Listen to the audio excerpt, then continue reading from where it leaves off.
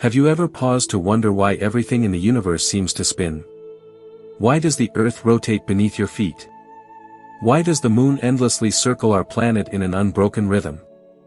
And why do galaxies coil into vast spirals, like cosmic whirlwinds stretched across the fabric of space and time?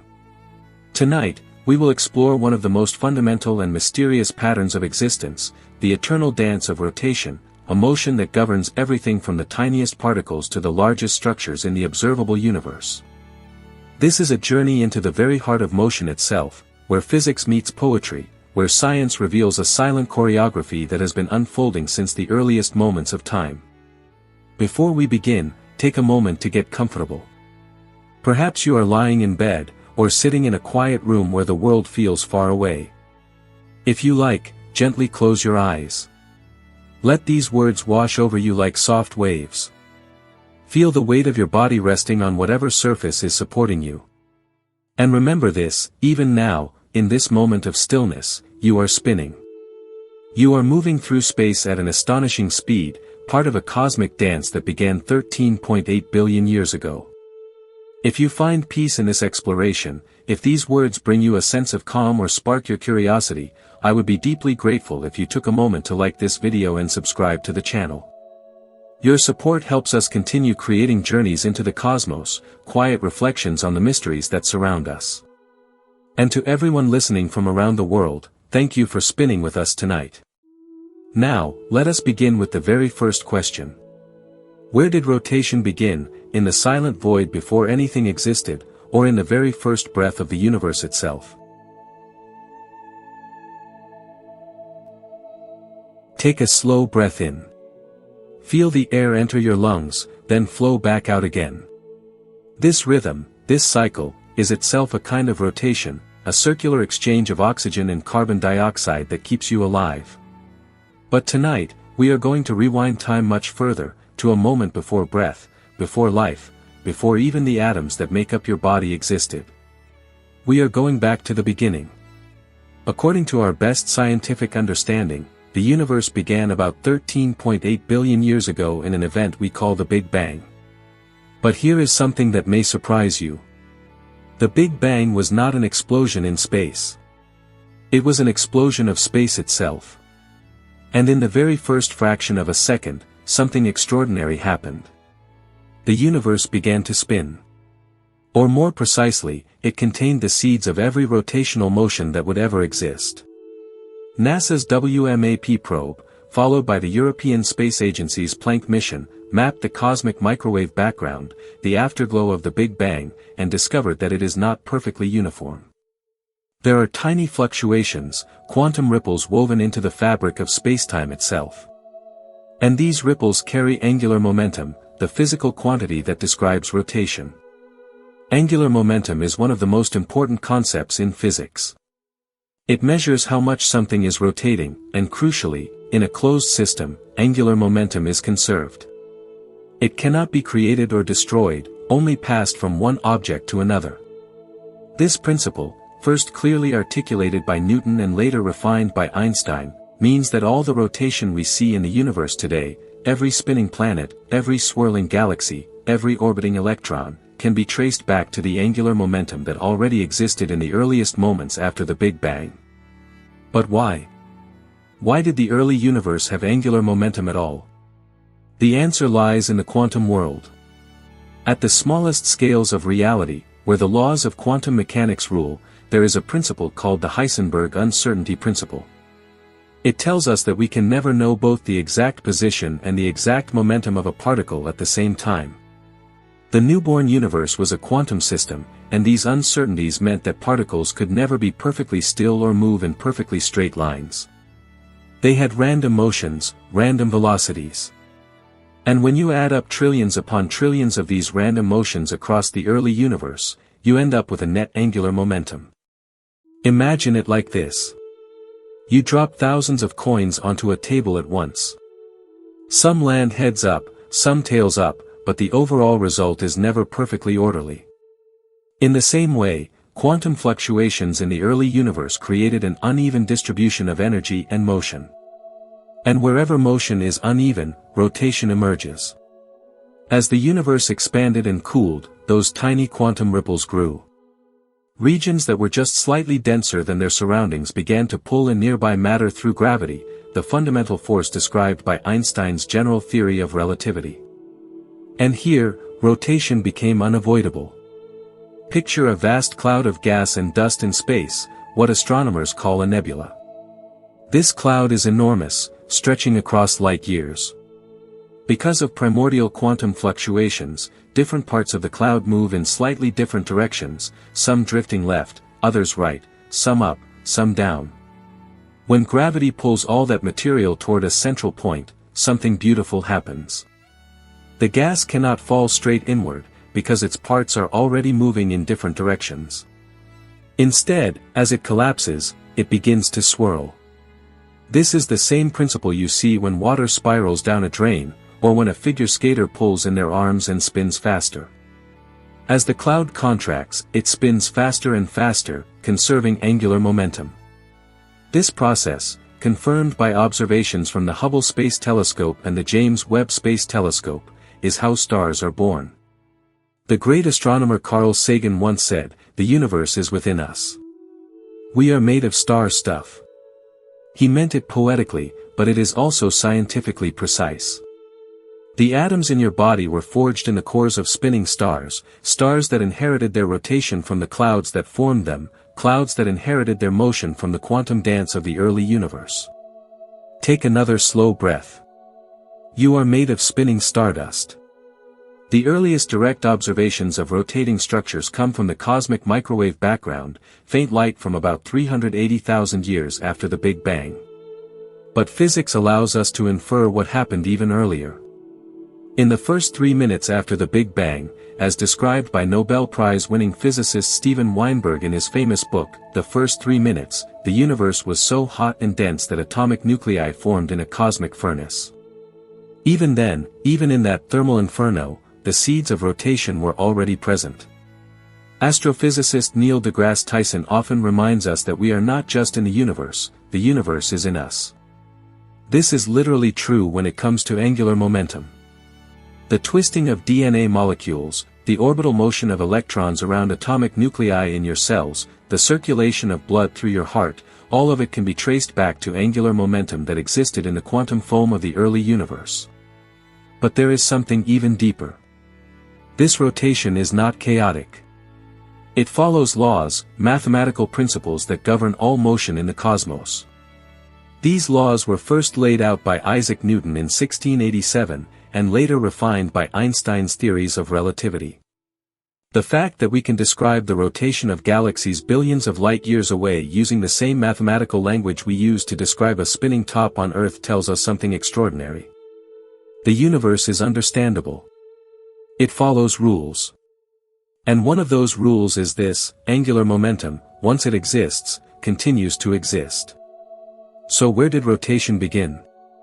It began in the quantum uncertainty of the very first moment, in the random dance of particles and fields filling the infant universe. It began with fluctuations so small they seem insignificant, yet they carried within them the seeds of every spin, every orbit, every swirling motion that would ever exist. As we move into the next part of this journey, hold on to this thought. You are not separate from that cosmic rotation. You are part of it. Every spin within your body, every circle traced inside every cell, is linked by a chain of cause and effect that stretches all the way back to the dawn of time. And that brings us to the next question. If everything began spinning in those first moments, how did that rotation shape the structures we see today, the planets, the stars, the galaxies that fill the night sky?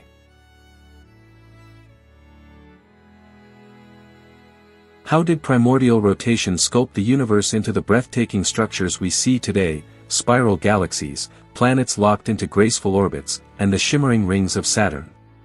Take a slow, gentle breath. In your mind, look up at the night sky. See the stars scattered like diamonds across a deep black velvet. Now imagine you could fast forward time, watching those stars drift over millions, even billions of years. What you would see is not chaos, but choreography, a vast cosmic dance, a grand ballet in which everything spins, orbits, and turns to rhythms set at the very dawn of time. Let us begin with galaxies, each containing hundreds of billions of stars. When astronomers first observed galaxies through powerful telescopes in the early 20th century, they discovered something extraordinary. Almost all galaxies are rotating. The Milky Way, our home, spins like a cosmic pinwheel, completing one full rotation roughly every 225 million years. At this very moment, as you read these words, you are moving through space at a speed of about 828,000 kilometers per hour as part of the galaxy's rotation. You are gliding through the universe faster than any vehicle humanity has ever built, and yet you feel perfectly still. The European Space Agency's Gaia mission has mapped more than 1 billion stars in our galaxy, tracking their positions and motions with unprecedented precision. This data revealed something astonishing. Our galaxy does not rotate randomly. It has structure. It has spiral arms, vast sweeping curves of stars, gas, and dust orbiting the galactic center. These spiral arms are not rigid structures like the blades of a ceiling fan. Instead, they are density waves, regions where stars and gas temporarily bunch together as they move along their orbits, much like cars piling up in a traffic jam that slowly circles the galaxy. But why do galaxies rotate at all? Why do they not form as simple spherical clouds of stars? The answer takes us back to angular momentum, the conserved quantity we touched on earlier. When the first galaxies began to form around 13 billion years ago, they emerged from enormous clouds of hydrogen gas left over from the Big Bang. These clouds, observed by the James Webb Space Telescope in the earliest epochs of cosmic history, were immense, stretching across thousands of light years. And crucially, they were already in motion. Remember the quantum fluctuations we talked about earlier, those tiny, random motions in the early universe? As slightly denser regions began to collapse under their own gravity, they carried their motion with them. And because different parts of a cloud were moving in slightly different directions, the collapsing cloud began to rotate. As the cloud shrank, the law of conservation of angular momentum forced it to spin faster. This is the same principle that makes a figure skater spin more rapidly when they pull in their arms, a familiar demonstration of angular momentum conservation you can see on any ice rink on Earth, and yet it is the very same principle that governs the formation of galaxies billions of light-years away. NASA's Hubble Space Telescope has captured images of galaxies at many different stages of formation and evolution. Some are perfect spirals, their arms sharply defined against the dark of space. Others are elliptical, shaped like glowing eggs or spheres.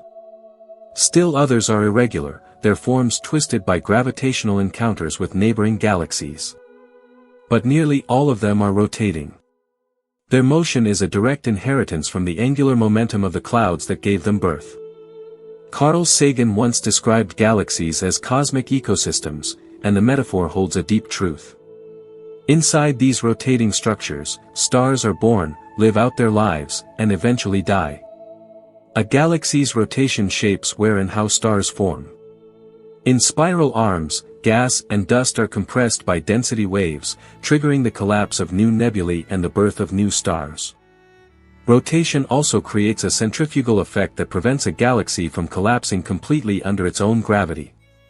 Its spin supports it, much like Earth's rotation produces a slight bulge at the equator. Now let us zoom in, down to the scale of star systems. Our solar system is a perfect laboratory for understanding how rotation creates structure.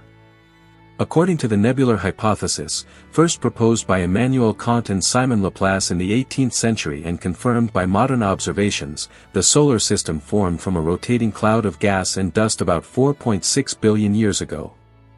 As this cloud, known as the solar nebula, collapsed under gravity, it began to spin faster. But it did not collapse evenly in all directions.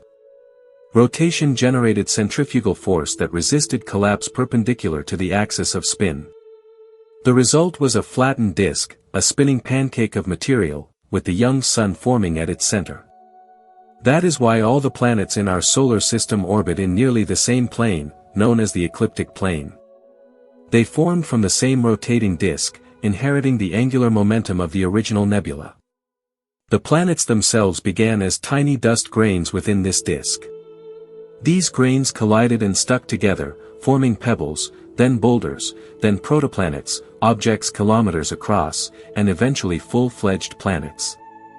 NASA missions to the outer solar system, Voyager, Cassini, Juno, reveal this pattern repeating on smaller scales. Jupiter, the giant planet, spins so rapidly that it completes one rotation in less than 10 hours, despite having a diameter 11 times larger than Earth's. This rapid rotation creates the planet's striking atmospheric bands, differently colored cloud layers wrapped around the planet like ribbons around a sphere. Saturn, perhaps the most beautiful planet in the solar system, displays rotation in its most elegant form, its rings. These magnificent structures, first observed by Galileo in 1610 and studied in exquisite detail by the Cassini mission, are made of countless particles of ice and rock, each orbiting Saturn independently. The rings are essentially a disk of material that never coalesced into a moon, preserved in orbital motion by the balance between Saturn's gravity pulling inward and the particles' angular momentum pushing outward. When you look at Saturn's rings, you are seeing angular momentum made visible, billions of tiny icy worlds, each circling the planet at tens of thousands of kilometers per hour, forming a structure so thin that if you built a scale model the size of a football field, the rings would be thinner than a sheet of paper. Take another slow breath. You are standing on a rotating planet. That planet orbits a rotating star. That star moves within a rotating galaxy. And all of these rotations, from the scale of Saturn's rings to the scale of superclusters of galaxies, obey the same fundamental laws of physics. The patterns we see in the universe are not coincidences. They are the inevitable result of gravity acting on matter that carries angular momentum. As the great physicist Richard Feynman once said, the same equations have the same solutions. The equations that describe the swirl of water in your bathtub are, at their core, the same equations that describe a spiral galaxy. The principles that govern a spinning top on your desk are the very principles that govern the rotation of neutron stars, collapsed stellar cores spinning thousands of times per second. But there is something even more remarkable. Rotation does not just create structure, it creates stability. Planetary rotation stabilizes axial tilt, giving rise to regular seasons. The Moon's orbit around Earth produces tides, which may have played a crucial role in the emergence of life in tidal pools billions of years ago. Galactic rotation stirs the interstellar medium, spreading heavy elements forged in dying stars across the galactic disk, seeding new star systems with the raw materials for rocky planets and life. The astronomer Vera Rubin, who studied galactic rotation and uncovered evidence for dark matter, once said, "We have looked into a new world and found it more mysterious and more complicated than we had imagined." Her observations of galactic rotation curves, measurements of how fast stars orbit the galactic center at different distances, showed that galaxies contain far more mass than we can see. This invisible mass, now known as dark matter, makes up about 85% of all matter in the universe. And we discovered it by studying rotation, by measuring how galaxies spin and realizing they rotate too fast to be held together by visible matter alone. So the rotation of galaxies revealed one of the deepest mysteries of modern cosmology: most of the universe is invisible to us. We detect it only through its gravitational influence on the rotating motion of cosmic structures. As you lie there, breathing slowly, consider this. Rotation, born from the quantum foam of the early universe, did not only shape the structures we see. It also became a tool of discovery, a way for conscious beings like us to probe the hidden nature of reality. By studying how things spin, how fast or how slowly, and how that spin changes over time, we have learned about gravity, about the composition of distant worlds, and about the fundamental forces that shape existence. And this brings us to a deeper question, one that connects the cosmos to each of us. If rotation is foundational to the structure of the universe, what role might it have played in the emergence of life itself?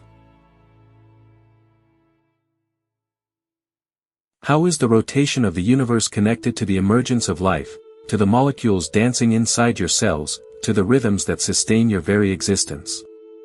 Take a slow, gentle breath. Feel your heartbeat. That steady pulse, that cycle of contraction and release, is itself a kind of circular motion, a loop that has been repeating without pause since long before you were born. But tonight, we are going to explore something extraordinary, the connection between the spinning of planets and stars and the rotations taking place inside every living cell of your body. Let us begin with the most fundamental requirement for life as we know it, liquid water. Earth is what astronomers call a Goldilocks planet, not too hot, not too cold, but just right for liquid water to exist on its surface. Yet this perfect temperature is not simply a matter of distance from the sun. It is deeply tied to Earth's rotation. Our planet spins on its axis once every 24 hours, creating the cycle of day and night. This rotation prevents one side of Earth from being constantly scorched by sunlight while the other freezes in eternal darkness. Rotation distributes heat, moderates temperature, and creates stable climate zones, conditions that have allowed life to flourish for billions of years. NASA's Kepler mission and the Transiting Exoplanet Survey satellite have discovered thousands of planets orbiting other stars. Many of these worlds are tidally locked, they do not rotate relative to their star and always show the same face to it, much like the moon always shows one side to Earth. On such planets, one hemisphere bakes in perpetual daylight while the other endures endless night.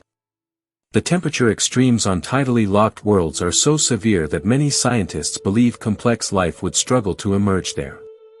Earth's rotation also gives rise to another quiet miracle, the Coriolis effect, the tendency of moving objects to be deflected across the surface of a rotating planet.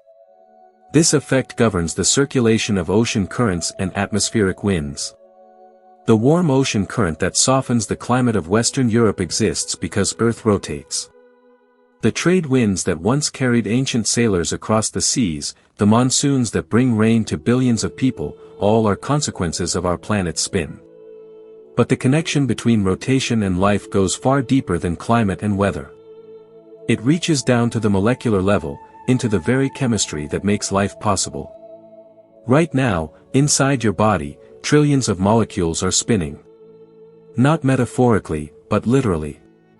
Molecules rotate around their axes at astonishing speeds, and this rotation is essential to their function. Consider hemoglobin, the protein in your red blood cells that carries oxygen from your lungs to every tissue in your body. Hemoglobin is a large, complex molecule with a precise three-dimensional shape. That shape is maintained in part by the rotational motion of its components.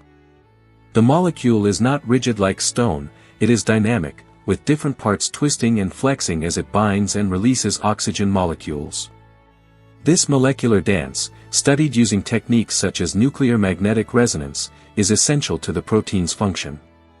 Or think about DNA, the double helix that contains the instructions for building and operating every living organism. DNA does not sit still inside your cell nucleus. It twists, coils, and rotates. When a cell needs to read the genetic information encoded in DNA, specialized enzymes must unwind the double helix, rotating it to expose the code within. This process, known as transcription, involves real physical rotation at the molecular level. The enzyme RNA polymerase rotates DNA at speeds of up to 10 turns per second as it reads the genetic sequence. This molecular rotation is not random. It follows the principles of quantum mechanics that govern the early universe itself. Electrons do not orbit atomic nuclei in simple circular paths as old textbooks once suggested. Instead, they exist in quantum states defined by angular momentum. The quantum numbers that describe this angular momentum are foundational to chemistry, determining how atoms bond, how molecules form, and ultimately how life emerges from non-living matter. The chemist Linus Pauling, winner of the Nobel Prizes in both chemistry and peace, revolutionized our understanding of chemical bonding when he realized that electrons in molecules occupy specific rotational states. These rotational states determine molecular shape, and shape determines function. Proteins can act as enzymes, catalyzing the chemistry of life, because their precise three-dimensional forms, maintained by rotational dynamics, allow them to fit their target molecules like keys and locks. Take another slow breath. As you inhale, oxygen molecules are rotating as they move through your body. The proteins that carry them are rotating.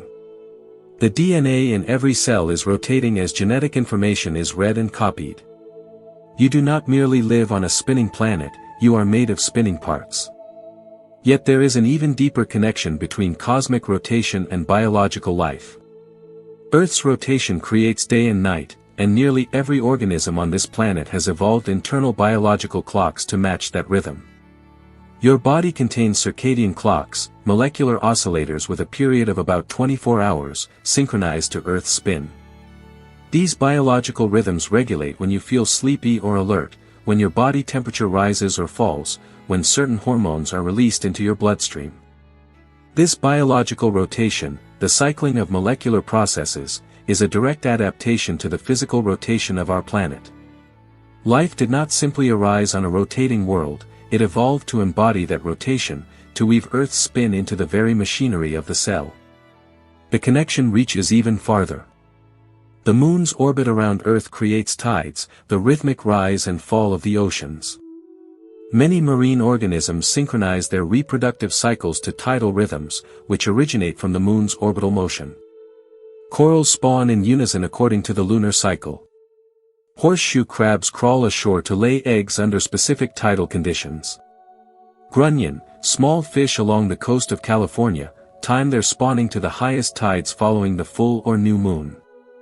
The evolutionary biologist Richard Dawkins once wrote that organisms carry information about their evolutionary past, in his words, they are history books.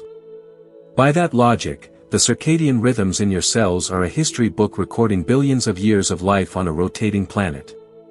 The tidal rhythms in marine organisms record the orbital dance between Earth and Moon. We are living chronicles of cosmic motion. Perhaps the most profound connection between rotation and life lies in life's very origin. According to current scientific understanding, life on Earth emerged around 3.8 to 4 billion years ago, most likely in the oceans. The conditions that allowed this to happen, liquid water, stable temperatures, a protective atmosphere, all depend on Earth's rotation and its orbit around the Sun. Some scientists have even suggested that Earth's rotation may have directly aided the origin of life. In rotating systems, fluids can form convection patterns, circular flows driven by temperature differences. These convection currents can concentrate molecules, bringing them together in ways that may favor the formation of complex organic compounds. In the 1920s, the chemist Alexander Oprin proposed that life arose in a primordial soup, and the stirring of that soup by convection currents driven by Earth's rotation may have played a crucial role. More recent research has revealed that many core cellular processes rely on rotary engines, molecular machines that literally spin. The discovery that cells contain rotary motors astonished biologists. At the nanoscale, evolution independently arrived at the same solution used by human engineers in turbines and engines, converting one form of motion into another through rotation. You are powered by spin. The energy that allows your muscles to contract, your neurons to fire, your thoughts to form, comes from molecular turbines spinning inside the cell's power plants, the mitochondria. These mitochondria are descendants of ancient bacteria that were engulfed by larger cells billions of years ago, bacteria that still retain their own DNA and their own rotary machinery. Take one more slow breath. The oxygen you just inhaled will travel to your cells, where it will take part in a process involving spinning molecular machines that extract energy from food molecules. That energy will be stored in the bonds of ATP, produced by rotating enzymes. It will power your heartbeat, your thoughts, and even your dreams. The boundary between cosmology and biology dissolves when we look closely enough. The same physical principles that make galaxies spiral and planets rotate also govern the spin of molecules in your cells and the cycles of biochemical processes that keep you alive. Angular momentum, conserved since the Big Bang, flows through your body as spinning electrons, rotating molecules, and cycling chemical reactions. And this brings us to a question: if rotation links the cosmic and the biological, might it also shape our experience of time itself, the mysterious dimension through which everything seems to flow?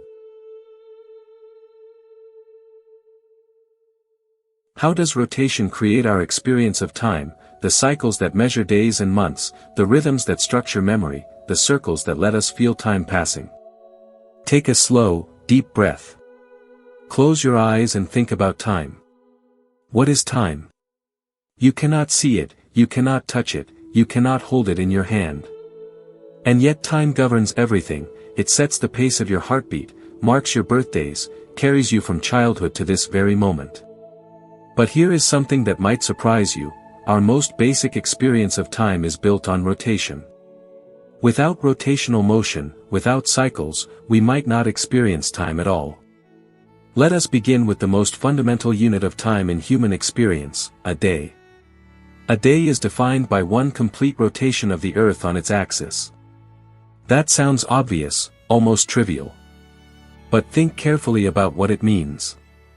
Our entire system of timekeeping, hours, minutes, seconds, ultimately rests on the rotation of this planet.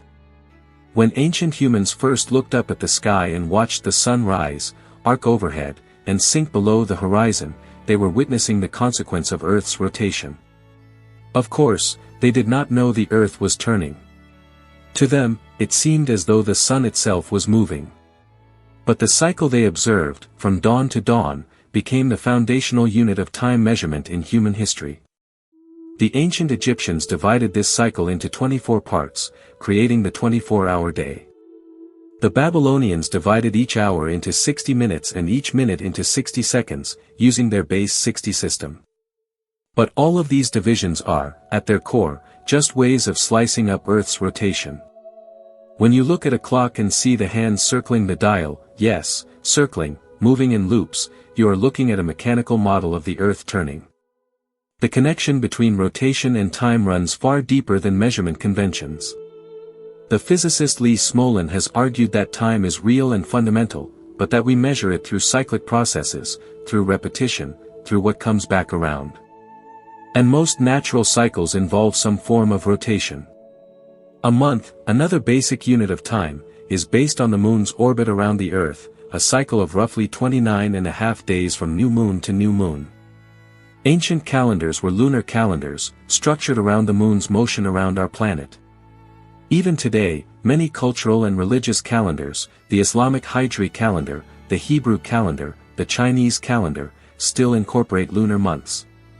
A year, of course, is the Earth's orbit around the Sun, one complete loop lasting 365.25 days.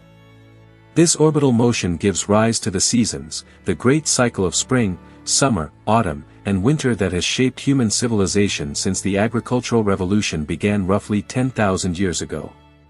The cycles of planting and harvest that allowed cities and cultures to emerge are all grounded in the Earth's rotation around the Sun. Take another slow breath. Every unit of time you use, seconds, minutes, hours, days, months, years, is rooted in rotation.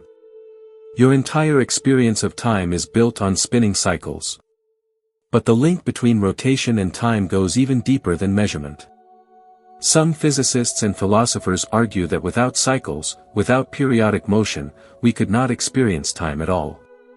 The philosopher Immanuel Kant suggested that time does not exist independently, but is a framework the mind uses to organize experience. And how do we organize experience? Through patterns, through repetition, through cycles. Even memory appears to be structured by cycles. The psychologist Endel Tulving, a pioneer in the study of episodic memory, memories of personal experiences, noticed that we often remember events by anchoring them to cycles. That happened in the summer. That was the year of the Olympics. That was 3 Christmases ago. We tie memory to recurring events, to cycles, to the turning rhythm of the world around us. Your body reinforces this connection. The circadian rhythms we mentioned earlier do not just regulate physiology, they shape your subjective experience of time. When your biological clock is disrupted, when you experience jet lag after crossing time zones, or when you work night shifts, your sense of time becomes distorted. Hours may feel longer or shorter. Your ability to estimate durations breaks down. The rotation of molecular clocks inside your cells literally shapes how you feel the flow of time. Now let us move into deeper waters, into physics, where rotation and time intertwine in ways that challenge everyday intuition. Albert Einstein's special theory of relativity, published in 1905, showed that time is not absolute. Time passes at different rates depending on how fast you are moving. This effect, called time dilation, has been confirmed by countless experiments. Atomic clocks flown on airplanes tick slightly slower than identical clocks left on the ground. GPS satellites must account for relativistic time dilation or their positioning signals would quickly drift out of accuracy. But there is another kind of time dilation, one directly tied to rotation. Einstein's general theory of relativity, published in 1915, revealed that gravity affects time, clocks run slower in stronger gravitational fields. And here is where things get especially interesting. Rotating masses produce an additional effect known as frame dragging. When a massive object spins, it actually drags spacetime around with it, like honey being pulled along by a stirring spoon. This means that near a rotating object, spacetime itself is set into rotation. And since time is part of spacetime, rotation affects the flow of time. Near a rapidly spinning black hole, these effects become extreme. Black holes are the collapsed cores of massive stars, where gravity is so intense that not even light can escape. The Event Horizon Telescope, a global network of radio telescopes, captured the first image of a black hole in 2019, revealing a glowing ring of matter swirling around the event horizon. That matter is rotating at speeds approaching the speed of light, and the black hole itself is spinning. According to physicists' calculations, near the event horizon of a rotating black hole, time becomes so distorted that it nearly loops back on itself.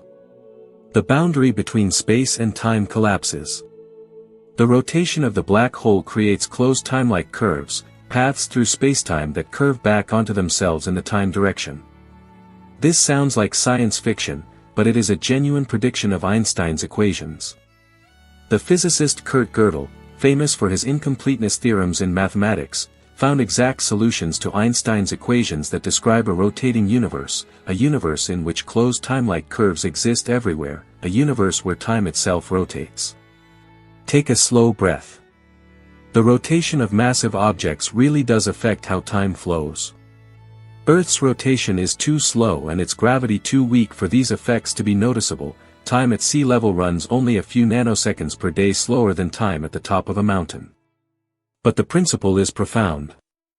Rotation shapes time itself. Now bring this understanding back to the human scale. If rotation creates and structures our experience of time, perhaps it also tells us something deep about consciousness and memory. The neuroscientist Georgi Bazaki has proposed that the brain measures time through neural oscillations, rhythmic patterns of electrical activity in which large groups of neurons fire together in cycles. These oscillations occur at many frequencies, from slow delta waves during deep sleep to fast gamma oscillations associated with conscious awareness. Bazaki argues that the brain uses nested cycles, faster oscillations riding within slower ones, to create a temporal framework that organizes experience. Think about music. A piece of music has a beat, a tempo. Within that beat, faster notes form melodies.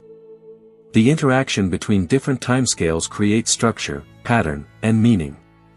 Your brain may work in a similar way, using nested cycles to construct the feeling of time passing. And here is something beautiful. These neural oscillations are themselves a form of rotation. They are periodic motions, cycles of electrical activity moving through phases. The same mathematical tools used to analyze spinning planets and rotating galaxies, Fourier analysis, phase space diagrams, are also used by neuroscientists to study brain rhythms. The philosopher Martin Heidegger wrote that human beings are beings in time, creatures whose very nature is temporal. Our existence is structured by an awareness of past, present, and future. But perhaps this temporal structure exists because we evolved on a rotating planet, in a solar system of orbiting worlds, in a spinning galaxy. Perhaps time feels circular, cyclical, because the physical world from which consciousness emerges is built on rotating cycles. Many cultures intuited this long ago. Ancient Greek thinkers often saw time not as a straight line but as cycles, eternal return. Hindu and Buddhist traditions speak of cycles of creation and destruction, of kalpas and yugas. The Maya calendar is circular, based on interlocking cycles of different lengths. Australian Aboriginal cultures speak of dreamtime, a conception of time that is cyclical rather than linear. Modern Western culture often views time as an arrow, pointing from past to future. But even that linear time is measured by circular motions, the turning of clock hands, the rotation of the Earth, the orbits of planets. We cannot escape cycles. They are woven into the very fabric of how we experience existence.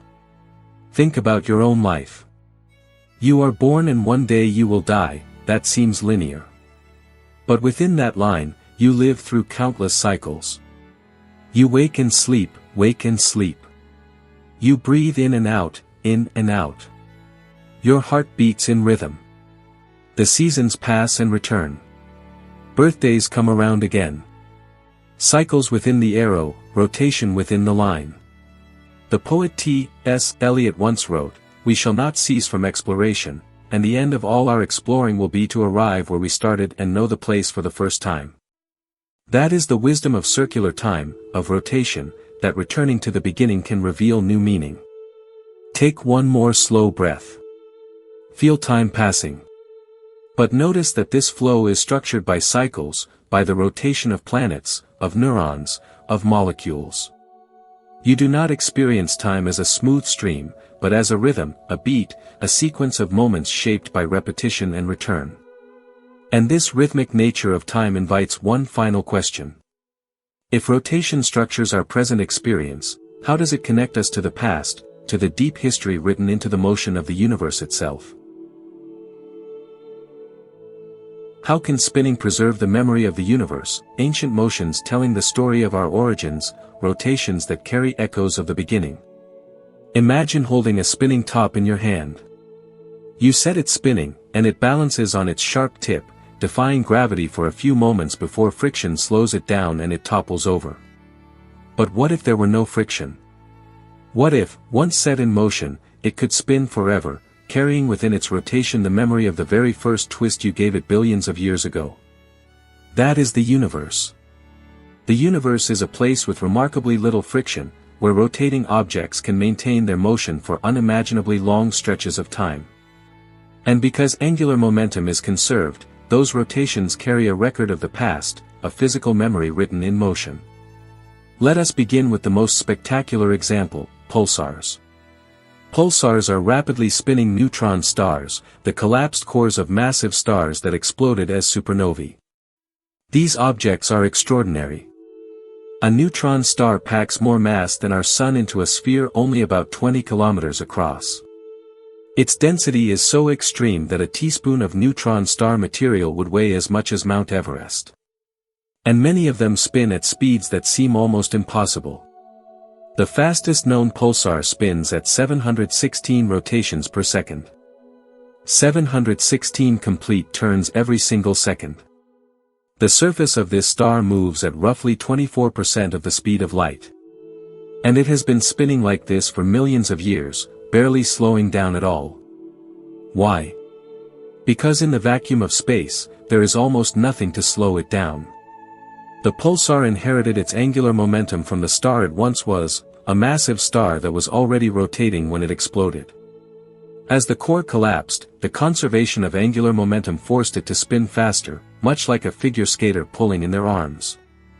And now it continues to spin, like a cosmic lighthouse, sweeping beams of radiation through space with every rotation, carrying within its motion the memory of the star that died to create it. Take another slow breath. Right now, as you are listening to these words, thousands of pulsars are spinning across our galaxy, each one a clock, a memory, a record of stellar death and rebirth, written in rotation. But the memory stored in spin reaches far beyond individual stars. It stretches all the way back to the formation of galaxies themselves. Astronomers can study the rotation of distant galaxies, measuring how fast stars orbit the galactic center at different distances. These rotation curves, first systematically measured by Vera Rubin in the 1970s, reveal how mass is distributed within galaxies, including the invisible dark matter we mentioned earlier. But they reveal something else as well. They tell us about the conditions under which the galaxy formed. When a galaxy forms from a collapsing cloud of gas, the amount of angular momentum in that cloud determines the galaxy's shape. Clouds with high angular momentum form flat, disc-shaped spiral galaxies like our Milky Way. Clouds with lower angular momentum form more rounded, elliptical galaxies. By measuring how galaxies rotate today, we can infer the properties of the clouds that gave birth to them billions of years ago. That rotation is a memory, preserved across cosmic time. The James Webb Space Telescope, launched in 2021, can observe galaxies as they appeared more than 13 billion years ago, when the universe was less than a billion years old. These early galaxies are already rotating. By studying their motion, astronomers are learning about the distribution of angular momentum in the young universe. The spins we observe today echo all the way back to quantum fluctuations in the earliest moments after the Big Bang. But there is an even deeper way in which rotation preserves cosmic memory, through gravitational waves. In 2015, the Laser Interferometer Gravitational Wave Observatory made one of the most important discoveries in the history of science, the first direct detection of gravitational waves. These are ripples in the fabric of spacetime itself, predicted by Einstein a century earlier but only confirmed thanks to the extraordinary sensitivity of LIGO's instruments. The first gravitational waves LIGO detected came from two black holes spiraling into each other and merging, a cosmic collision that released more energy in a fraction of a second than all the stars in the observable universe combined. And the signal LIGO recorded, the characteristic chirp in spacetime, encoded information about the spin of those black holes. As the black holes spiraled inward, they orbited their shared center of mass, spinning faster and faster. The gravitational waves they produced carried information about their masses, their spins, and their orbital parameters. By analyzing the signal, scientists were able to reconstruct the entire merger event, two black holes, one about 32 times the mass of the Sun, the other about 29 times, accelerating toward each other until they merged into a single black hole with a mass of about 62 suns. And here is the astonishing part. Those gravitational waves traveled through space for 1.3 billion years before reaching Earth. The black holes merged when life on our planet consisted only of simple single-celled organisms. The waves spread outward through spacetime, carrying with them the memory of that cosmic collision, of the final dance and the last spin. And when they finally arrived on Earth in September of 2015, we were ready, with instruments sensitive enough to hear them. Now let us move closer to home, to our own solar system, where rotation preserves memory in more familiar ways. The Moon is slowly drifting away from Earth at a rate of about 3.8 centimeters per year. We know this with remarkable precision thanks to laser ranging experiments. Scientists fire laser pulses at mirrors left on the Moon by the Apollo astronauts and measure how long the light takes to return. Over decades of measurements, they have confirmed that the Moon is receding. Why? Because of tidal interactions between Earth and the Moon. Earth's rotation creates tidal bulges in the oceans, and those bulges are pulled slightly out of alignment by the Moon's gravity. This interaction transfers angular momentum from Earth's rotation to the Moon's orbit, gradually slowing Earth's spin and causing the Moon to spiral outward. This means that by measuring the Moon's current orbit and its rate of recession, scientists can work backward to determine where the Moon was in the past. The evidence strongly supports the giant impact hypothesis. About 4.5 billion years ago, a Mars-sized object called Theia collided with the early Earth. Debris from that impact coalesced to form the Moon. And the angular momentum from that ancient collision is still present today in the Earth-Moon system. The Moon's orbit is the memory of that colossal impact, preserved in rotation and motion. This technique, using present-day rotation to infer past events, is incredibly powerful. Astronomers have studied the spin rates of stars of different ages, observing how stars gradually slow down over time as they lose angular momentum through stellar winds. By comparing the rotation rates of young star clusters with older ones, they developed a method called gyrochronology to estimate stellar ages. A star's spin is a clock, recording its history. Within our solar system, the rotation rates and axial tilts of the planets tell stories about their past.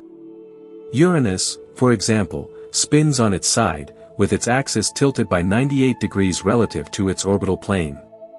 This strange orientation is almost certainly the result of one or more giant impacts early in the solar system's history. The planet's current spin preserves the memory of that ancient violence. Venus spins in the opposite direction from most other planets, a slow retrograde rotation that takes 243 Earth days for a single turn. This backward spin may be the result of a massive impact or of tidal interactions with the Sun over billions of years. Its rotation is a puzzle, a mystery, but also a memory encoded in motion. Even Earth's rotation carries memory. Our planet's axial tilt, about 23.5 degrees, gives us the seasons. But that tilt is not fixed. It oscillates between roughly 22 and 25 degrees over a 41,000-year cycle. There are also precession cycles. Earth's axis wobbles like a spinning top, completing a full precession every 26,000 years. These cycles influence Earth's climate and are linked to ice age cycles. By studying ice cores from Antarctica and Greenland, paleoclimatologists can read Earth's climate history stretching back hundreds of thousands of years. Trapped within the ice are bubbles of ancient atmosphere and isotopic ratios that record temperature changes. When scientists analyze these records, they find climate cycles that match the Milankovitch cycles, the variations and wobbles in Earth's rotation. The ice preserves the memory of the spin. The geologist Charles Lyell once wrote that the present is the key to the past. By studying ongoing processes, erosion, sedimentation, volcanic activity, we can understand how geological features formed. The same principle applies to rotation. By studying present-day spins, we unlock memories of the past encoded in angular momentum. Take another slow breath. You are sitting on a planet whose rotation remembers ancient collisions. You are orbiting a star whose spin records its age. You are part of a galaxy whose rotation echoes conditions from 13 billion years ago. The universe is a vast memory system, and rotation is its language. But memory is not only about the past. Memory is also about identity, about continuity through time. The philosopher John Locke argued that personal identity depends on the continuity of consciousness and memory. You are the same person you were yesterday because you remember being that person. Memory is the thread that ties the past self to the present one. In a similar way, the rotation of cosmic objects maintains their identity across time. A pulsar remains itself for millions of years because it maintains its spin. A galaxy preserves its structure because rotation prevents it from collapsing. Continuity of rotation creates continuity of form, a kind of cosmic memory made visible as stable structures. The physicist John Wheeler, who coined the term black hole and mentored many of the great theoretical physicists of the late 20th century, argued that information is fundamental to physical reality. Modern physics increasingly views the universe as an information system. An angular momentum is information about initial conditions, about past events, about the history of matter and energy. When a star collapses to form a black hole, almost all information about its internal structure is lost. But three properties remain: mass, electric charge, and angular momentum. These three numbers, these three pieces of information, are all that are needed to fully describe a black hole under the no-hair theorem. Of the three, angular momentum may be the most profound, because it represents motion, change, and dynamic structure rather than something static. And this leads to a question that connects memory to meaning. If the universe preserves its history through rotation, what does that tell us about the arrow of time, about why time seems to flow only one way, from past to future? Why does time flow forward, while rotation seems to repeat itself in circles? How is rotation connected to entropy, to the arrow of time, to the universe's journey from order to chaos? Take a slow breath in. Picture a wheel spinning. It turns again and again, always returning to familiar positions, tracing the same circular path. But time does not spin. You remember yesterday, not tomorrow.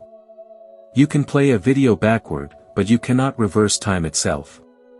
This is one of the deepest mysteries in physics. why, in a universe governed by laws that work just as well forward as backward in time, does time itself have a direction?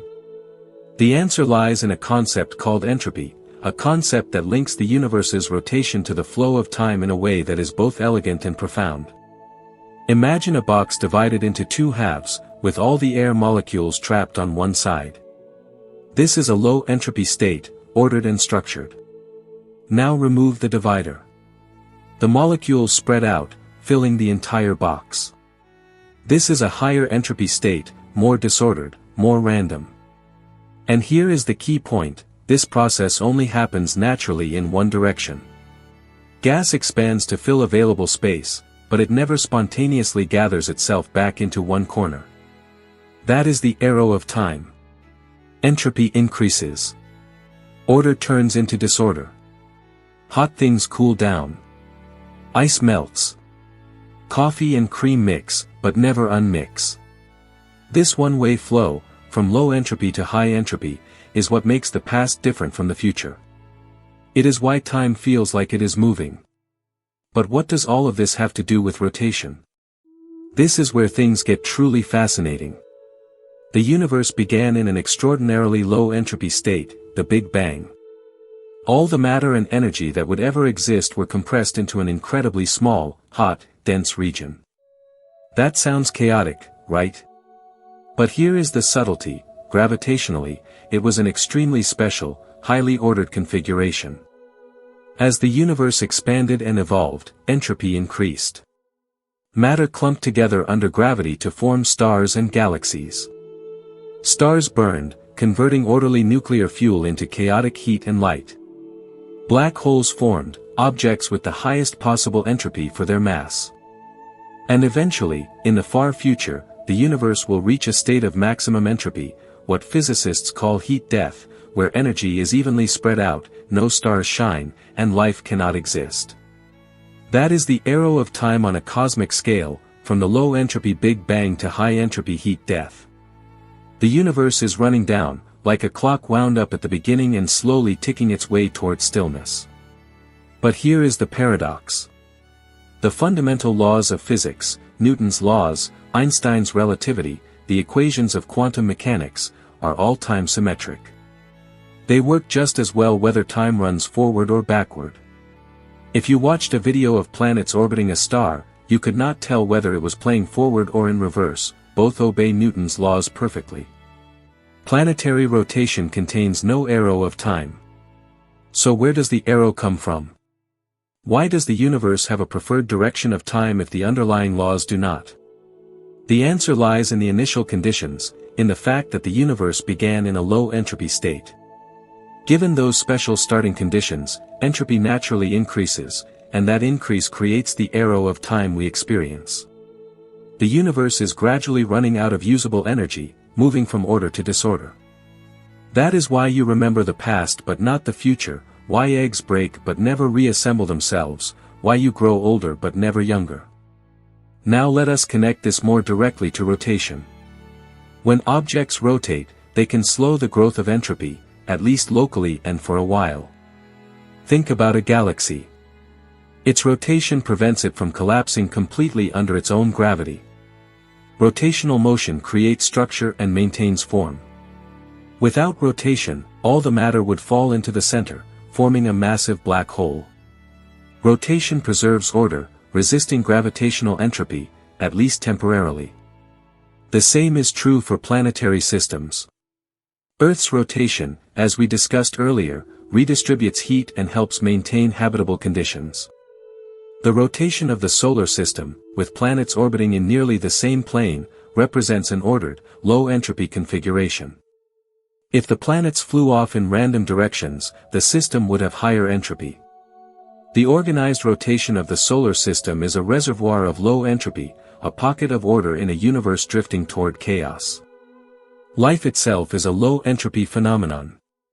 Living organisms maintain organization, complexity, and structure even as the surrounding universe becomes more disordered. How? By consuming energy, eating food, capturing sunlight through photosynthesis, and dumping entropy into the environment. Your body maintains its astonishing organization by taking in ordered energy and releasing disordered energy. And remember the rotating molecular motors we talked about earlier. These motors extract ordered energy from concentration gradients and convert it into chemical energy. They locally resist entropy, maintaining the low entropy state of life, even as they increase the universe's total entropy by producing heat. Rotation plays a central role in this process. The spinning of molecules, the cycles of biochemical reactions, the circular flow of energy through ecosystems, all of these looping motions help sustain the ordered structures of life against entropy's push toward disorder. But there is an even deeper connection between rotation and entropy when we turn to black holes.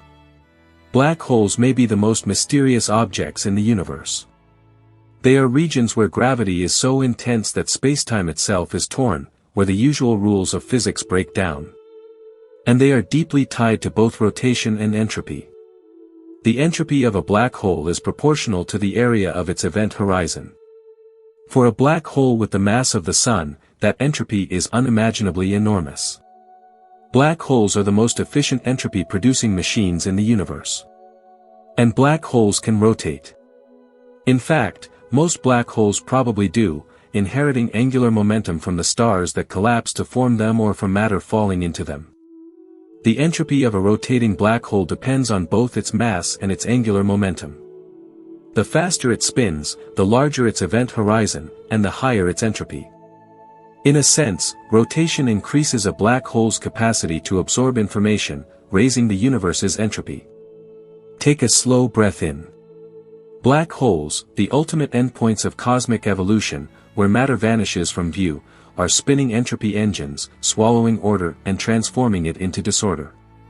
But this is where things become truly strange, the information paradox.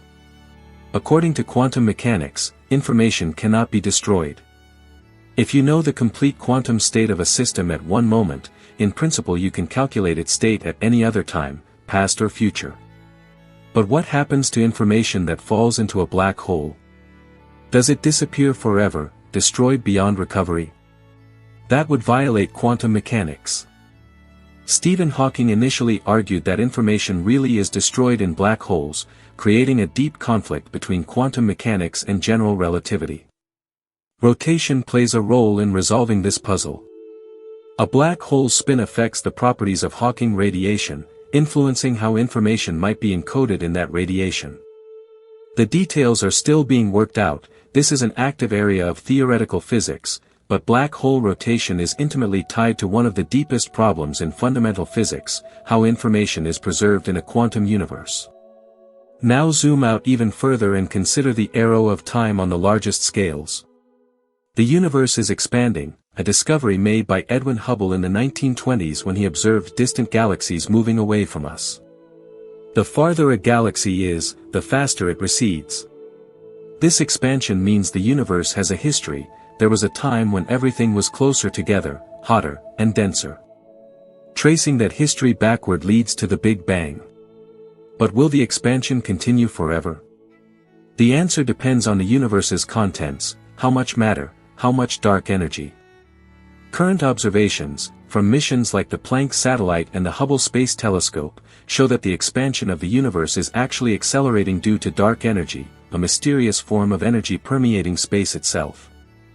This means the universe will almost certainly expand forever, growing colder and emptier. Stars will burn out. Black holes will evaporate through Hawking radiation. Eventually, only fundamental particles will remain, separated by vast stretches of empty space in an ever-expanding cosmos. And through all of it, through the burning of stars, the formation and evaporation of black holes, the endless expansion, angular momentum will be conserved. The rotation seeded by quantum fluctuations in the Big Bang will persist, spread ever more thinly across space. Dead stars will still spin, even after they stop shining. The angular momentum of evaporating black holes will be carried away by radiation, but never destroyed. In a sense, rotation outlives everything else. Even as entropy reaches its maximum, even as the universe drifts toward heat death, angular momentum remains, a conserved quantity carried through every transformation, a continuous thread connecting the beginning to the end. Take one more slow breath. Time flows forward because entropy increases. But rotation, angular momentum, is conserved throughout that flow. The circles persist, even as the arrow flies on. And it is precisely this endurance of rotation across cosmic time that raises a final question: what is the relationship between the rotation we can observe and the rotation we cannot see, the quantum spin that governs the behavior of the most fundamental particles?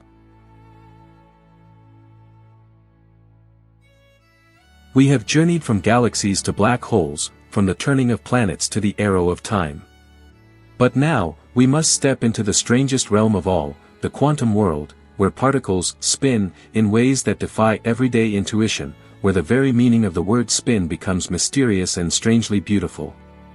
Let us begin with a simple question. What is an electron? Electrons are not tiny little spheres. They are quantum objects, and they obey the strange rules of quantum mechanics. They exist in superposition, occupying multiple states at once until they are observed.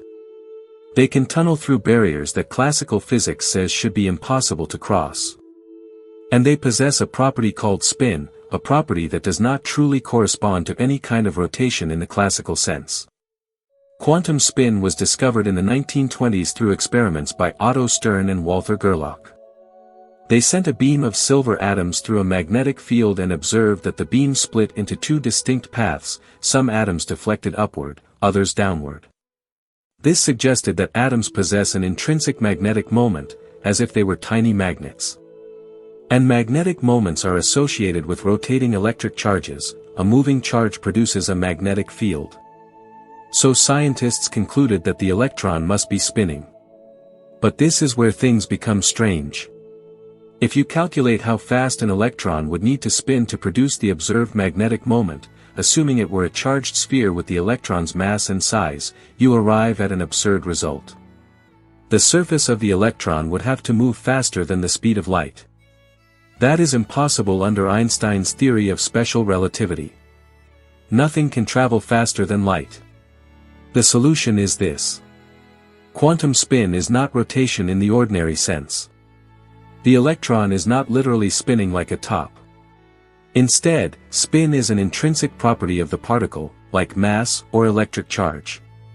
It is a fundamental feature of how particles exist in the quantum realm. Inside every atom in your body, electrons carry this mysterious quantum spin, not truly spinning, not truly still, existing in superposition until they are measured. But the strangeness goes even deeper. When you measure the spin of an electron along any axis, you always get one of two values, up or down. Not sometimes up, sometimes down, sometimes at an angle, but always exactly up or down. And yet, before measurement, the electron can exist in a superposition of both at once. It is as if the electron is simultaneously spinning clockwise and counterclockwise, and the act of observation forces it to choose. This is the famous measurement problem of quantum mechanics, and it applies to spin just as it does to position or momentum. Observation affects what is observed. The physicist John von Neumann, who formalized much of quantum mechanics mathematically, called this phenomenon the collapse of the wave function, the transition from quantum superposition to classical definiteness. And here is something even more astonishing.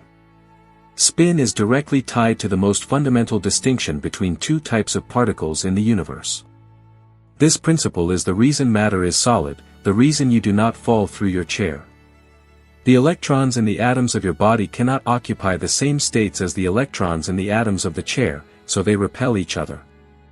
The solidity of matter, the fact that objects have definite boundaries and do not pass through one another, is a consequence of quantum spin and the Pauli exclusion principle. The physicist Richard Feynman once said, in his famous physics lectures, that the connection between spin and statistics, the relationship between a particle's spin and whether it is a fermion or a boson, is one of the most remarkable things in all of physics. It is a deep theorem, proven rigorously by mathematicians, but its consequences are profound. The spinning properties of particles at the quantum level determine the large-scale structure of matter and light. Take a slow breath. You are made of fermions, quantum particles with spin that refuse to share the same state, and it is this exclusion that gives rise to the solidity and structure of your body. Now let us explore how quantum spin gives rise to magnetism, one of the fundamental forces we experience every day. Magnetism arises from moving electric charges. An electric current flowing through a wire creates a magnetic field around it. This is classical electromagnetism, beautifully described by James Clerk Maxwell in the 1860s. But there is another source of magnetism, the intrinsic spin of particles. Because electrons have both charge and spin, they behave like tiny magnets. Normally, in most materials, these tiny magnets point in random directions and cancel each other out. But in ferromagnetic materials like iron, quantum mechanical effects cause the spins of neighboring electrons to align. Large regions of aligned spins, called magnetic domains, form, and the material becomes a magnet. The Earth itself is a giant magnet, with a magnetic field generated by electric currents in its molten iron outer core. This geomagnetic field shields us from harmful solar radiation and guides compasses. But at the microscopic level, that magnetism ultimately traces back to the quantum spin of electrons in iron atoms. Many animals can sense the Earth's magnetic field, a sense known as magnetoreception. Birds use it to navigate during migration. Sea turtles rely on it to find their way across oceans. Some bacteria contain chains of magnetic crystals that help them align with magnetic field lines. These biological senses may involve quantum effects, including the spin states of electrons in certain molecules. The ornithologist Wolfgang Wiltschko and his colleagues discovered that migratory birds may use a quantum compass based on a phenomenon known as the radical pair mechanism. When light strikes certain molecules in a bird's eye, it creates radical pairs, molecules with unpaired electrons. The spin states of these electrons are influenced by the Earth's magnetic field, and this may provide directional information to the bird's brain.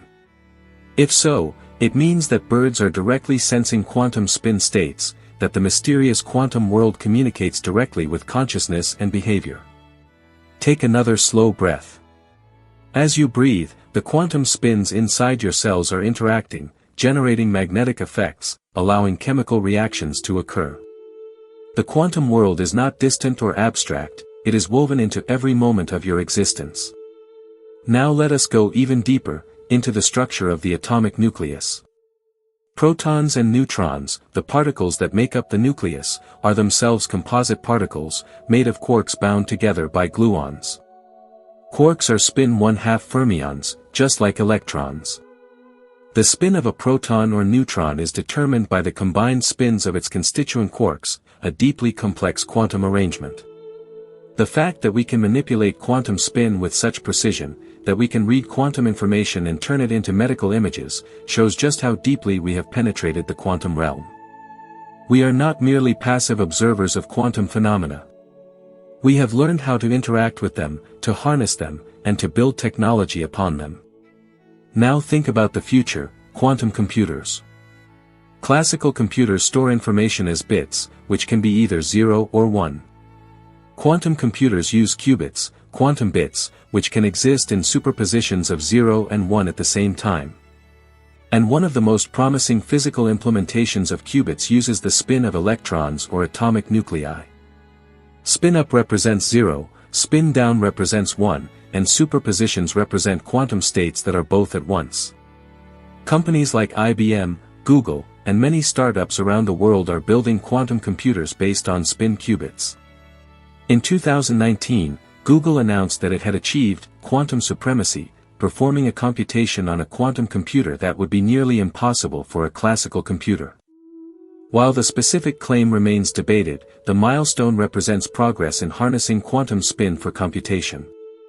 Quantum computers could solve problems that classical computers cannot, simulating complex molecules to discover new drugs, optimizing logistics networks, breaking certain encryption schemes, modeling quantum systems themselves. And many of these machines rely on the very quantum spin we are discussing, a mysterious property of particles that is neither classical rotation nor classical stillness, but something entirely quantum. But there is one more aspect of quantum spin that must be explored, its connection to the fundamental symmetries of the universe. In 1915, the mathematician Emmy Noether proved that every continuous symmetry in physics corresponds to a conservation law. Symmetry under spatial translation leads to conservation of momentum. Symmetry under time translation leads to conservation of energy. And symmetry under rotation in space leads to conservation of angular momentum. This is profound. The existence of quantum spin, with all its strange properties, is a consequence of the rotational symmetry of the space we live in. This spinning is not arbitrary or accidental. It is woven into the geometric structure of reality itself. The physicist Eugene Wigner, who won the Nobel Prize for applying symmetry principles to quantum mechanics, once marveled at the unreasonable effectiveness of mathematics in the natural sciences. How can abstract mathematical structures, group theory, symmetries, representation theory, describe the physical world with such precision? The connection between quantum spin and rotational symmetry is a perfect example of this mystery. Mathematics is not merely a tool for describing nature. Somehow, mathematical structure seems to be the deep grammar of nature itself. And it is that very mathematical structure, the geometric foundation of quantum spin, that leads us to the final question. How does all of this spinning, from the quantum to the cosmic, connect to the deepest structure of spacetime itself?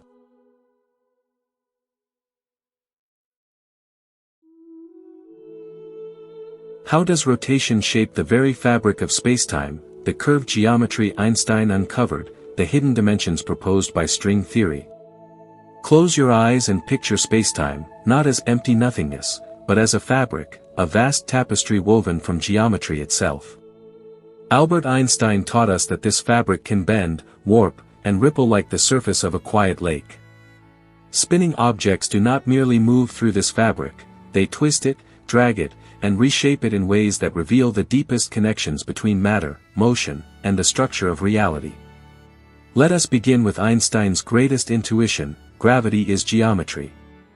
Before Einstein, gravity was understood through Newton's law: masses attract each other with a force proportional to their masses and inversely proportional to the square of the distance between them. The law worked beautifully for centuries, predicting planetary orbits, calculating trajectories, and opening the door to space travel. Yet Newton himself was troubled by it. How could the sun reach across 150 million kilometers of empty space to pull on the Earth? How could gravity act instantaneously, without any physical connection? Einstein answered these questions with general relativity, published in 1915. He proposed that mass and energy curve spacetime itself, the four-dimensional fabric that combines three dimensions of space with one of time. Objects moving through curved spacetime follow geodesics, the straightest possible paths in a curved geometry. What we experience as gravity is simply the curvature of spacetime. The physicist John Wheeler captured this idea with elegant clarity. Spacetime tells matter how to move, matter tells spacetime how to curve. But what happens when matter is not just sitting still, when it is spinning? A rotating mass curves spacetime in a special way.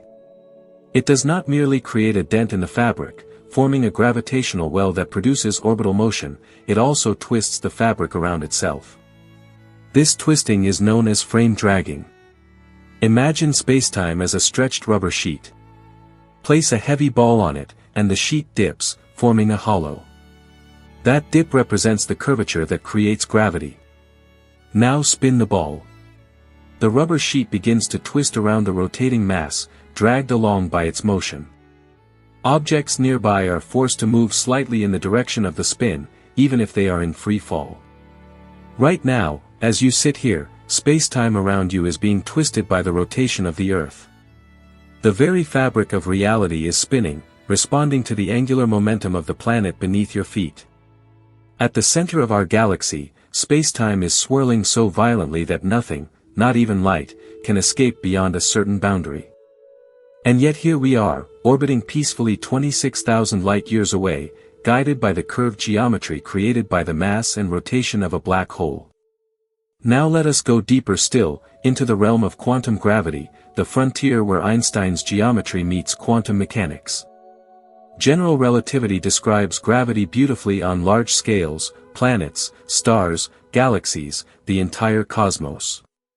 Quantum mechanics describes the atomic and subatomic world with exquisite precision.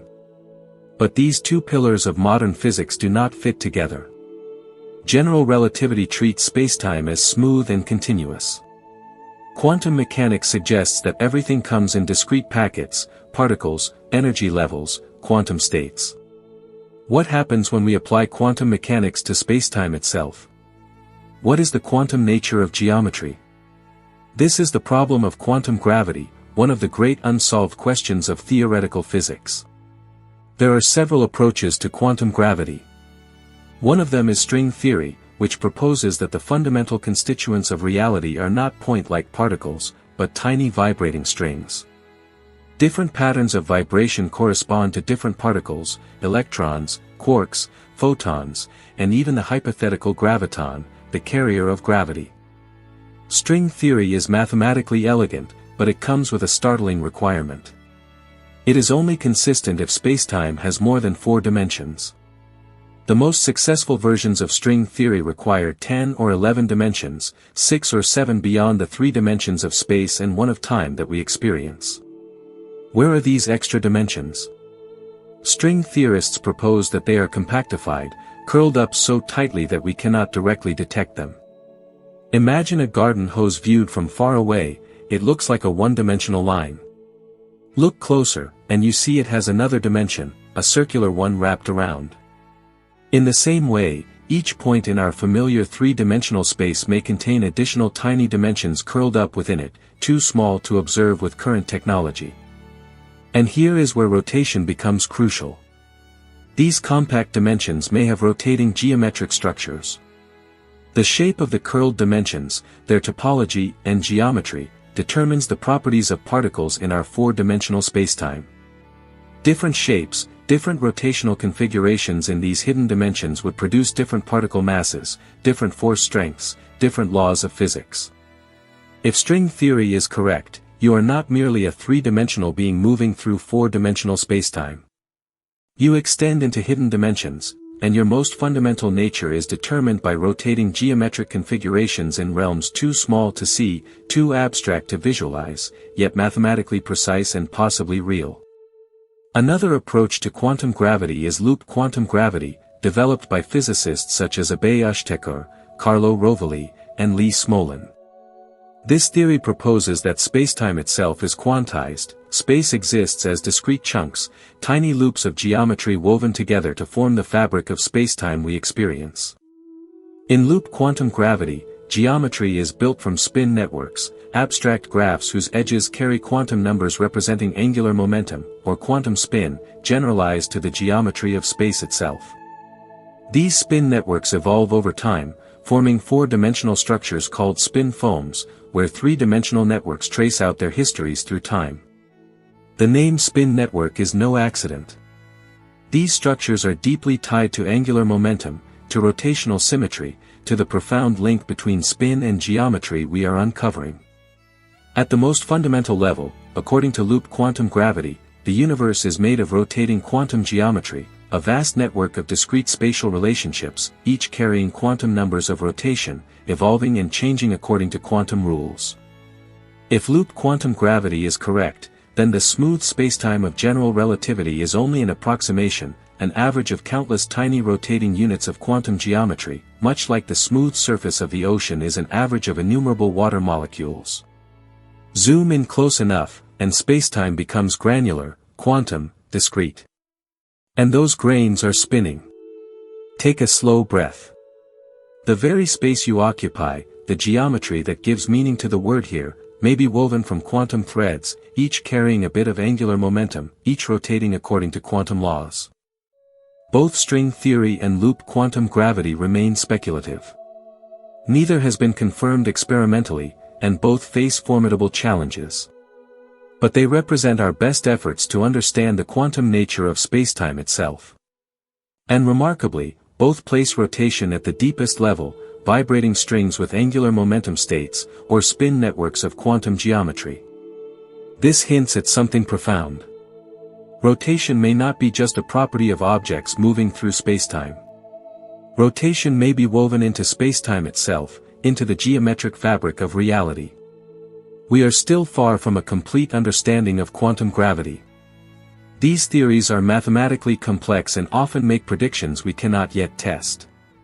But the fact that both return again and again to rotation suggests that we may be on the right path, that the spinning patterns we see throughout the universe, from galaxies to atoms, extend all the way down to the Planck scale, to the quantum foundation of reality itself. So what does the universe's rotation tell us about existence itself, about the nature of reality, about our place in the cosmos, about the meaning we find in motion? We have traveled a long way, from the quantum foam of the early universe to the spin of galaxies, from the molecular motors inside your cells to space-time twisted around black holes. We have seen rotation everywhere, at every scale, woven so deeply into the fabric of reality that it seems inseparable from existence itself. And now we have to ask, what does all this spinning mean? Not only scientifically, but philosophically, existentially, and humanly. Let us begin with a basic observation: the universe is not still. Nothing in existence truly stands still. The ancient Greek philosopher Heraclitus once said, "Everything flows, nothing remains at rest." He knew nothing of quantum mechanics or general relativity, yet he intuited something profound: change, motion, and transformation are the fundamental nature of reality. The universe is not a collection of static objects, but a dynamic process, a continuous becoming. Rotation embodies this principle perfectly. A spinning object is never in the same state twice. It is constantly changing orientation, constantly moving, yet it preserves its identity through the continuity of its motion. The Earth spins, and even though you seem to remain in the same place, your home, your city, you are in fact in constant motion, returning to the same position cyclically but never to the same moment. The Buddhist concept of impermanence, anicca, expresses a similar intuition: all phenomena are in a continuous flow of change, nothing has permanent existence. A rotating universe confirms this insight. Atoms vibrate and spin. Molecules rotate and tumble. Planets spin as they orbit. Galaxies spiral. Even spacetime itself ripples with gravitational waves. The geometry of existence is dynamic, not static. And yet, within this ceaseless change, there is continuity. Angular momentum is conserved. A spinning object will keep spinning unless acted upon by an external force. This law of conservation creates stability within flux, identity within change. You are not the same person you were 10 years ago, your cells have been replaced, your memories reshaped, your personality evolved, and yet there is a thread of continuity, a sense of self that persists through transformation. Take a slow breath. You are a process, not a thing. You are spinning, both literally and metaphorically, through time, maintaining continuity through change, finding stability in motion. The philosopher Alfred North Whitehead developed process philosophy, arguing that reality is fundamentally made of processes, events, and becoming, rather than static substances. He wrote, "The error that has haunted philosophy throughout its history is the notion of independent existence. There is no such mode of existence, every entity is to be understood in terms of its interconnections with the rest of the universe." Rotation vividly illustrates this interconnection. The Earth's spin affects the Moon's orbit through tidal forces. The Moon's orbit feeds back, slowly breaking Earth's rotation. The Sun's rotation influences the planets through the solar wind. The rotation of a galaxy shapes the formation and evolution of its stars. Nothing spins in isolation. Every rotation is part of a vast gravitational web, a cosmic dance in which every dancer influences every other. The astronomer Carl Sagan captured the beauty of this interconnectedness when he said, "We are a way for the universe to know itself. We are not separate from the spinning cosmos. We are made of it, shaped by it, expressions of it." The atoms in your body were forged in spinning stars. The energy driving your thoughts comes from rotating molecular machines. Quite literally, you are the universe observing itself, the universe becoming conscious through a particular configuration of matter called you. This perspective dissolves the illusion of separation between observer and observed, between self and cosmos. You are not a spectator standing outside the universe.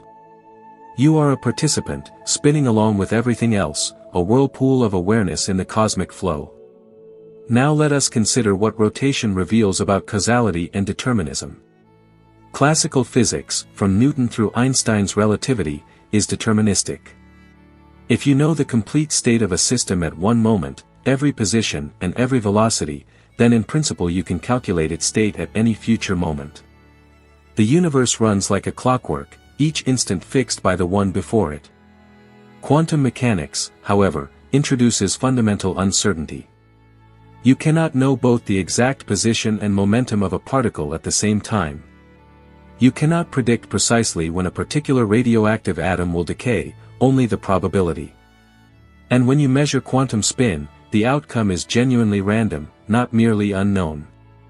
This randomness at the quantum level, including in spin measurements, suggests that the universe is not fully deterministic. There is genuine novelty, real unpredictability.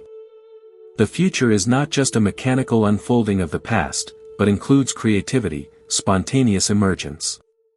And yet, patterns remain. Laws persist. Angular momentum is conserved. Symmetries hold. The universe follows rules even as it allows quantum randomness. This points to a middle path between rigid determinism and total chaos, a universe that is lawful but not pre-written, structured but not static, ordered but open. The philosopher Daniel Dennett calls this elbow room, space for genuine freedom within a lawful universe. Quantum indeterminacy creates that space at the microscopic level. And complex systems built from quantum components, including living organisms and conscious beings, can amplify that microscopic freedom into macroscopic choices. Your brain is a quantum system. The neural processes underlying consciousness involve molecular events where quantum effects may play a role. Some physicists and philosophers, including Roger Penrose, have speculated that consciousness itself may be a quantum phenomenon, involving processes that cannot be fully described by classical physics.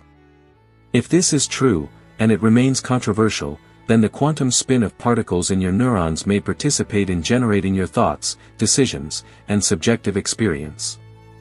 Rotation would not just surround you, it would help constitute your consciousness itself. Take another slow breath.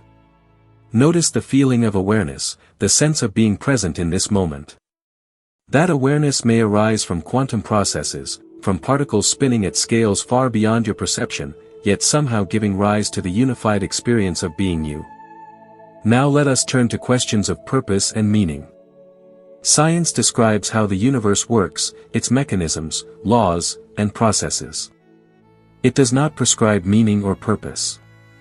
Those we must discover or create ourselves. Still, a spinning universe offers provocative hints. The physicist Freeman Dyson once wrote, "The more I examine the universe and study the details of its architecture, the more evidence I find that the universe in some sense must have known that we were coming." He was pointing to the fact that the fundamental constants of physics appear finely tuned to allow complex structures, including life and consciousness. If gravity were slightly different, stars could not form. If electromagnetism were a bit stronger, chemistry would fail. If angular momentum did not exist in the early universe, structure could not emerge. The fact that we exist to ask these questions suggests that the universe has properties compatible with our existence, the anthropic principle. Some interpret this as evidence of design, of purpose built into the cosmos. Others see it as a selection effect. We observe this universe because only in such a universe could observers arise. There may be countless other universes with different laws, where no one exists to observe anything. But regardless of metaphysical interpretation, the existence of rotation, of angular momentum conservation, of rotational dynamics, is part of what makes complexity possible. Without rotation, matter would either collapse into black holes or disperse into featureless clouds. Circular motion, orbital dynamics, rotational stability, all contribute to a universe rich enough to contain observers. In this sense, rotation is part of the story of how the universe became capable of knowing itself. It is part of the arc from simplicity to complexity, from unconscious matter to conscious mind. And rotation is woven through that story. It is not just background scenery. It is part of the plot, part of the mechanism that turns potential into actuality. Take another slow breath. You are not an accident or an afterthought. You are a chapter in the universe's story, a paragraph in a cosmic narrative that began 13.8 billion years ago and continues through you, through your thoughts, experiences, and choices. The poet Rainer Maria Rilke wrote, "Beauty is nothing but the beginning of terror we are still able to bear." He meant that beauty brings us into contact with something larger than ourselves, something that challenges our limited perspective. The beauty of a spinning universe does exactly that. It overwhelms our everyday concerns and reminds us of our small place in an immense, ancient, ongoing process. And yet, we are not only small. We are how the universe enjoys its own beauty.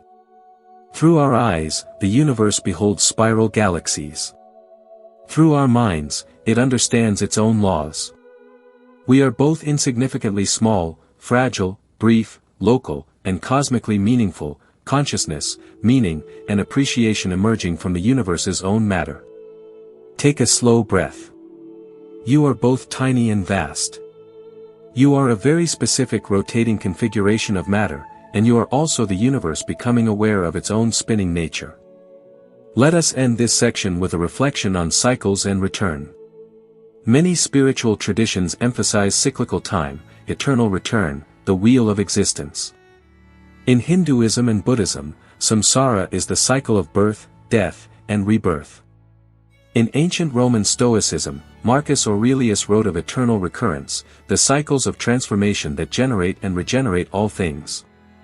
The German philosopher Friedrich Nietzsche proposed a thought experiment called eternal return. What if you had to live this exact life again and again, infinitely? He offered it as a test of how one lives. Would you embrace your life if every detail were to repeat forever? A spinning universe offers a literal version of this metaphor. Angular momentum is conserved from the beginning to the end of time. Rotations that began in the quantum foam of the Big Bang will persist, in some form, until the heat death of the universe trillions upon trillions of years from now. At a deep level, rotation never stops. It transforms, transfers, redistributes, but it does not vanish.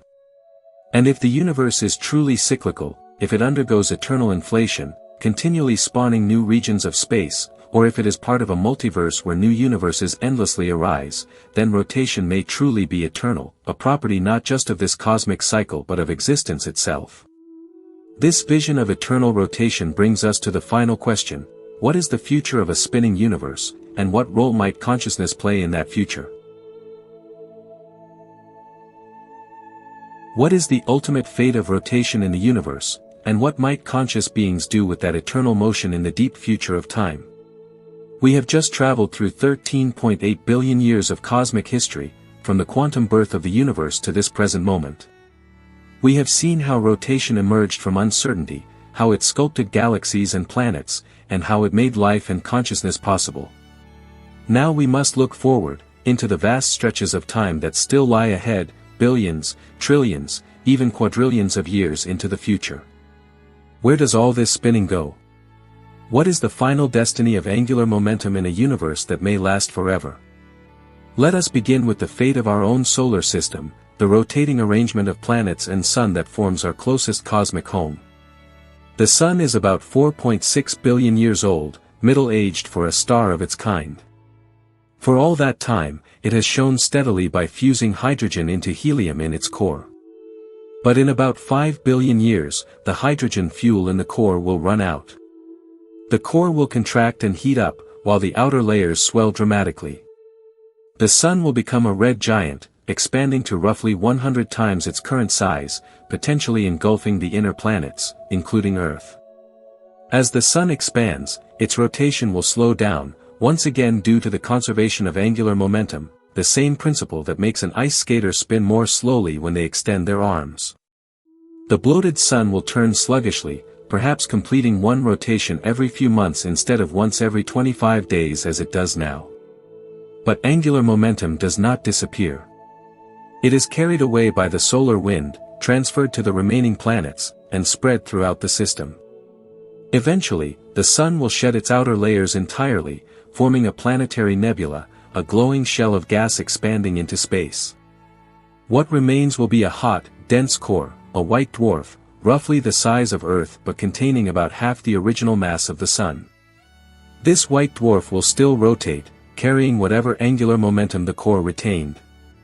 It will shine from leftover heat but no longer from nuclear fusion, and it will slowly cool over trillions of years. The surviving planets, the gas giants like Jupiter, Saturn, Uranus, and Neptune, and any rocky worlds that escape the red giant phase, will continue to orbit this white dwarf. Their orbital angular momentum, inherited from the rotating cloud that formed the solar system 4.6 billion years ago, will persist. They will circle in darkness around the ember of a star, over spans of time in which all of human history is less than a heartbeat. Take another slow breath. The solar system will die, but its rotation will go on, transferred, transformed, and echoed forward into deep time. Now let us widen our view to the fate of galaxies. The Milky Way is on a collision course with the Andromeda Galaxy, our nearest large neighbor. In about 4.5 billion years, roughly when the Sun becomes a red giant, these two spiral galaxies will collide. But collision is a misleading word. Galaxies are mostly empty space. As they merge, individual stars almost never crash into one another. They pass by like raindrops falling through each other. The gravitational interactions, however, will be spectacular. Computer simulations by astronomers such as Frank Summers at the Space Telescope Science Institute show that when spiral galaxies merge, their elegant spiral structures are destroyed. Stars are flung into new orbits. Some are ejected from the merged system entirely. The supermassive black holes at the centers of the two galaxies, Sagittarius A star in the Milky Way and the central black hole of Andromeda, will spiral toward one another and eventually merge, forming a single, more massive black hole and releasing gravitational waves that ripple through the universe. The result of this merger will likely be an elliptical galaxy, more spherical in shape, no longer adorned with graceful spiral arms. But it will still rotate, carrying the combined angular momentum of both original galaxies. The rotation will be different, less orderly and more chaotic, but it will persist, conserved through the merger like a memory of two spiral galaxies that once met. Astronomers have even named this future galaxy, Milkomeda or Milkdromeda. You will not be there to witness it. Humanity may have evolved into something else or vanished entirely. But the atoms that now make up your body will still be there, scattered among the stars of this merged galaxy, still carrying the angular momentum they inherited from the earliest moments of time. Take a slow breath. Your atoms will keep spinning through the merging of galaxies, through the deaths of stars, through transformations you cannot imagine. Now let us look farther still, to the fate of the entire universe. Current cosmological observations, including data from the Planck satellite and the Hubble Space Telescope, indicate that the expansion of the universe is accelerating, driven by dark energy. If this acceleration continues, and all evidence suggests that it will, the universe will expand forever, growing ever larger, colder, and more dilute. In this scenario, known as heat death or the Big Freeze, the far future looks like this. In about 100 trillion years, the last stars will go dark. Star formation will have ended long before, as the universe runs out of the cold gas needed to form new stars. The universe will be filled with the remnants of dead stars, white dwarfs, neutron stars, black holes, and the frozen husks of planets drifting in darkness. Yet these remnants will still rotate. White dwarfs will spin slowly, conserving angular momentum. Neutron stars will spin rapidly, though gradually slowing as they emit electromagnetic radiation. Planets will continue to orbit dead stars. And throughout that dark universe, angular momentum will persist, a conserved quantity in a cosmos that has exhausted its nuclear fuel. Take another slow breath. Even in a future beyond imagination, even after black holes evaporate, angular momentum will remain, preserved by the fundamental laws of physics and distributed among whatever particles or fields still exist in that cold, dark, nearly empty universe. This future sounds bleak, does it not? A cold, dark, dead universe where all interesting structures have long since dissolved. But there is another perspective, one that involves consciousness, intelligence, and the perhaps surprising role of rotation in the far future. The physicist Freeman Dyson famously wrote a paper in 1979 titled Time Without End, exploring whether life and consciousness could persist indefinitely in an expanding universe. He concluded that, in principle, intelligent civilizations could survive forever by managing energy wisely, thinking more slowly as the universe cools, hibernating for long periods without energy, then briefly waking to think and act when opportunities arise. If conscious beings could exist indefinitely, what might they do with a rotating universe? What could intelligence accomplish given billions upon trillions of years and the accumulated angular momentum of cosmic structures? Some physicists have speculated about black hole farming, advanced civilizations using black holes as energy sources by extracting their rotational energy through the Penrose process discussed earlier. A sufficiently advanced civilization could tap the spin of stellar mass or even supermassive black holes to power itself for immense spans of time. The physicist John Barrow explored the possibility that civilizations might manipulate spacetime itself, potentially creating closed time-like curves, loops in time, using rapidly rotating matter and exotic forms of energy. If such things are possible, rotation could become a tool for time travel or for creating new regions of spacetime. String theorist Michio Kaku has written about Type 2 and Type 3 civilizations on the Kardashev scale, civilizations capable of harnessing the energy of an entire star or an entire galaxy. Such civilizations would inevitably manipulate rotating systems, capturing the spin energy of planets, stars, and black holes, coordinating the orbital mechanics of star systems, and perhaps even influencing the rotation of galaxies. And if consciousness can spread throughout the universe, if intelligence becomes a significant force in cosmic evolution, then rotation may no longer be just something that happens to matter, but something that conscious beings use, control, and create for their own purposes. Take a slow breath. The story of the universe may not end in heat death, but may transform into something we can scarcely imagine, where consciousness and intelligence play an active role in shaping the cosmos, using the fundamental properties of nature, including rotation, as tools for purposes we cannot yet foresee. Now return to the present, to this moment, and to you. You are here right now, reading or listening to these words. You are a conscious configuration of matter, able to think about the universe, to understand physical laws, and to trace the history of cosmic rotation from the Big Bang to today. This is extraordinary. Against the backdrop of cosmic history, 13.8 billion years of expansion and evolution, consciousness has emerged. Matter has organized itself into structures complex enough to reflect on their own existence, to grasp the mathematical laws that govern reality, to feel awe at a spinning universe. You are not separate from this story. You are part of it. The atoms in your body were forged in stellar furnaces, in spinning stars that lived and died before the sun was born. The angular momentum of the electrons in you traces back to quantum fluctuations in the early universe. The energy that powers your thoughts comes from molecular machines spinning thousands of times per minute. You are literally made of the universe's rotation, a temporary yet magnificent configuration of matter and energy that has become conscious, able to contemplate its own nature, able to connect quantum spin with galactic rotation, Earth's spin with your biological rhythms. The astronomer Vera Rubin, whose observations of galactic rotation revealed dark matter, once said, "We have looked at a new world and discovered that it is more mysterious and more complicated than we had imagined. There are still many secrets of the universe hidden from us. Their discovery awaits the adventurous scientists of the future." I like it that way. That is the gift of scientific understanding, not to erase mystery, but to deepen it. The more we understand rotation, the more questions arise. Why is angular momentum conserved? Why does the universe have these symmetries? What is the true nature of quantum spin? Does spacetime itself rotate at the Planck scale? What role might consciousness play in the far future of the universe? These questions remain open, waiting for future explorers, future scientists, future intelligences, perhaps including you. You are not standing still. You are moving through space on a rotating planet, in a rotating galaxy, in an expanding universe. You are part of the motion, part of the dance, part of the eternal rotation that began before you were born and will continue after you are gone. And in this moment, you understand a piece of that grand pattern.